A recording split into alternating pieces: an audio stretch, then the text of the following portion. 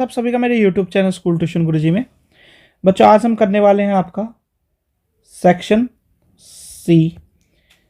तो चलिए बच्चों बिना टाइम वेस्ट के शुरू करते हैं अपने क्वेश्चन को। ये पेपर 2 के आखिरी क्वेश्चन है बच्चों। चलिए तो क्वेश्चन है बच्चों इसमें question number 12, micro organisms are harmful in many ways. Micro organism causes disease in human beings, plants and animals spoil food, clothing and ladder. Some microbial disease spread from an infected person to a healthy person through air, water, food or physical contact. There are some insect and animals which act as carriers of disease causing microbes. अब जरा इसके question answer देख लेते हैं बच्चों। फिर disease causing micro organisms are called as, तो उन्हें क्या कहते हैं बच्चों? हम जो डिसीज कॉज करते हैं उन्हें कहते हैं हम पैथोजेंस। ठीक है, फिर बी भाग देख लेते हैं, दूसरा पार्ट देख लेते हैं बच्चों। Which among the following insect act as a carrier of dengue virus, तो फीमेल एडीज ये कैरी करता है बच्चों। फिर है Robert Koch in 1876 the bacterium bacillus anthracis causes, तो ये एंथ्रेक्स डिसीज कॉज करता है बच्चों। फिर इसका और वाला भाग देख लेते हैं बच्चों। ये क्या कहता है? Some microbial disease spread from an infected person to a healthy person through air, water, food और फिजिकल कॉन्टेक्ट और कोल्ड, ये कहलाती है बच्चों कम्युनिकेबल डिसीज आपकी। ठीक है, चलिए ऐसे ही आपको क्वेश्चन नंबर 13 देखने को मिलेगा बच्चों। क्वेश्चन नंबर 13 है आपका इलेक्ट्रिसिटी से रिलेटेड, यानी an electric circuit is the continuous close path along which current flows from positive terminal to negative terminal of the battery. An electric circuit consist of a cell और a battery connecting wire से bulb with and a switch. ठीक है, तो इसमें question है आपका which of the following precaution need not to be taken while using electric appliances. Never turn on switch on in on position, ये है इसमें। फिर है ना bulb there is a thin wire called, तो उसे फिलामेंट कहते हैं बच्चों। फिर है 3 when the bulb get fuse the electric current, तो अगर बल्ब फ्यूज हो रहा है तो इलेक्ट्रिक करंट क्या होगा? वो फ्लो करना क्या कर देगा? बंद कर देगा बच्चों आपका, does not flow in the circuit. चलिए आगे बढ़ते हैं बच्चों। फिर एक glowing bulb becomes warm due to, तो हीटिंग इफेक्ट की वजह से ऐसा होता है बच्चों।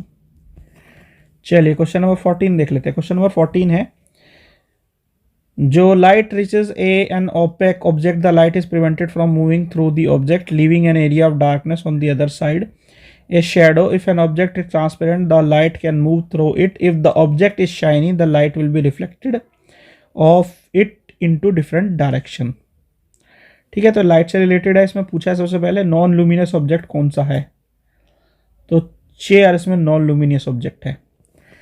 फिर है substance which light can pass partially and things can not be seen clearly through them. Light को पास करेगा पार्शली और देखने नहीं देगा क्लियरली चीज़ों को, तो वो क्या हो गया बच्चों आपका ट्रांसलूसेंट।